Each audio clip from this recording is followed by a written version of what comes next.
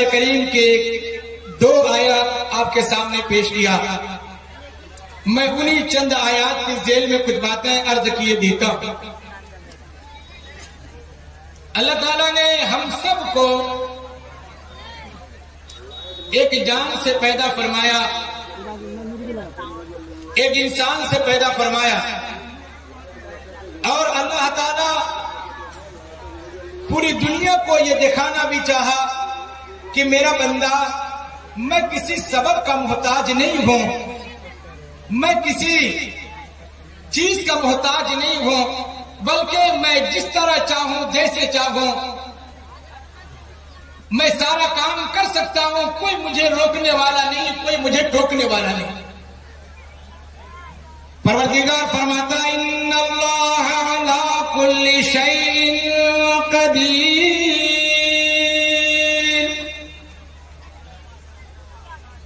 پروردگار فرماتا ہے کہ میرا بندہ، آسمان کی ساری چیزیں میرے ہاتھ میں، زمین کی تمام چیزیں میرے ہاتھ میں، آسمان کی کنجی میرے ہاتھ میں، زمین کی کنجیاں میرے ہاتھ میں.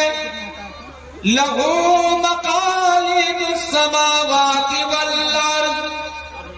اللہ فرماتا ہے کہ آسمان کی کنجیاں میرے ہاتھ میں، زمین کی کنجیاں میرے ہاتھ میں. لہذا میں کوئی کام کروں، کوئی مجھے ٹوکنے والا نہیں، کوئی مجھے روکنے والا نہیں. یہ تمام کے تمام انسان کو اللہ نے ایک جان سے پیدا فرمایا یا ایھا الناس اتقوا ربکم الذی خلقکم من نفس واحدہ. فرمایا میرا بندہ، میں ایک جان سے پیدا کیا ہوں، کوئی اس کا باپ نہیں اور کوئی اس کے ماں نہیں. آدم کو پیدا فرمایا، حوا کو پیدا فرمایا، اس کی ماں نہیں. اور میں عیسیٰ علیہ السلام کو پیدا فرمایا، لہذا اس کے باپ نہیں. اور یہ تمام کے تمام انسان کو پیدا فرمایا، لہذا باپ اور ماں کے ذریعے سے اللہ فرماتا ہے کہ میرے اندر ساری کی ساری قدرتیں ہیں، میں جیسے چاہوں، جس طرح چاہوں استعمال کر لوں. فرمایا کہ میرا بندہ سن لو، تو شادی کیا کرتا ہے، قرآن اعلان کرتا ہے یا ایھا الذین آمنوا یا ایھا الناس اتقوا. اے انسان کی جماعت، اے لوگوں، اے تمام کے تمام جانداروں اور تمام کے تمام انسانوں، تم تقوی اختیار کیا کرو. انسان پیدا ہو رہا ہے، اللہ تربیت دے رہا ہے کہ تم تقوی اختیار کیا کرو، کیونکہ تم بالغ ہوگے، شادی کرو گے، اولاد ہوگی. یاد اس اولاد کی کیسی تربیت کرو گے اور کس طریقے سے تم ان اولادوں کے اوپر اپنا حقوق کو بیان کرو گے، حقوق کو جتاؤ گے. رب کائنات کی حبیب جناب محمد رسول اللہ صلی اللہ تعالی علیہ وسلم نے ارشاد فرمایا، اے میری امتیوں، جب تو شادی کر لو، لہذا شادی سے پہلے سارا کا سارا طریقہ معلوم کر لو، تمام کے تمام سنتوں کو معلوم کر لو، اور شادی کے تمام چیزیں معلوم کر لو کہ میں اپنے میاں بیوی کی زندگی کیسے گزاروں گا، لہذا میں کیسے آپس کے اندر میرے محبت کیا کروں گا، کیسے ازدواجی زندگی گزارا کروں گا. یاد رکھو میرے بھائیوں، آج تو نوجوان شادی جو کرتا ہے، قسم خدا کی کبھی بھی کسی حالت میں تربیت یافتہ نہیں ہوتا. شادی میں ڈی جے لائے گا اور یہ پنڈال سجائے گا، یہ سارے کے سارے اعمال کریں گے. کیسے گوشت پکانا ہے، کتنا گوشت لانا ہے، کتنی مچھلیاں لانا ہے، اور کتنے کھسی پکانا ہے، اور کتنے مرغا لانا ہے، کتنے مہمانوں کو دعوت دینا ہے، اور کیسا کارڈ چھپانا ہے، کس طریقے سے لوگوں کو دعوت دینا ہے، کیسے لوگوں کو بیٹھانا ہے. یہ سارا نظام تو کرتا ہے، مگر بیوی کے ساتھ کیسے زندگی گزاریں گے اس اس کے بارے میں کبھی کسی عالم سے کسی مفتی سے پوچھتا ہی نہیں۔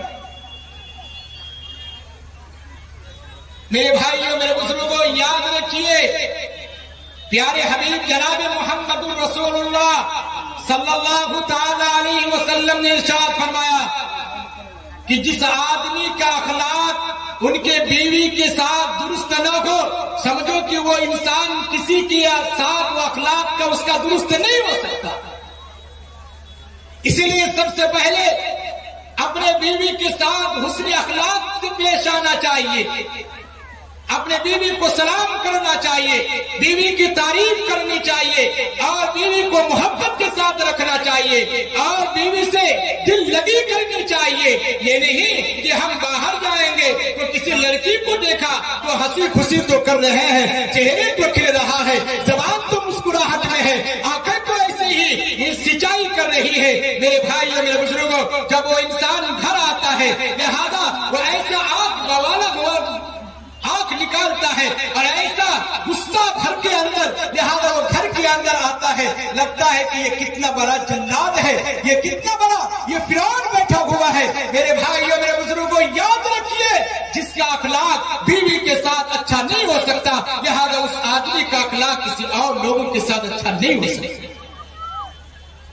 اسی لیے اپنے بیوی کے ساتھ اچھے اخلاق سے پیش آنے کی ضرورت ہے۔ آپ اپنی بیوی سے محبت کریں گے اتنی ہی آپ کے گھر کے اندر فراوانی ہوگی۔ آپ اپنے بیوی کے ساتھ جتنی محبت کے ساتھ زندگی بسر کریں گے، لہذا آپ کی اولاد بھی اتنی ہی نیک اور پارسا ہوا کرے گی، اور آپ اپنے بیوی کے ساتھ جتنے بہترین کے ساتھ زندگی گزاریں گے، قسم خدا کی آپ کی اولاد بھی تربیت یافتہ اور فرما بردار پیدا ہوگی۔ مگر شادی ہوتے ہی 2 مہینہ نہیں گزرتے، 3 مہینہ نہیں گزرتے، اور اگر کسی کی بیوی خوبصورت مل گئی، اللہ نے نعمت کے طور پر دے دیا، تو وہ کم وقت سب سے زیادہ بیوی کے اوپر شک کرتا ہے، اتنا شک کرتا ہے جس کا کوئی جواب نہیں۔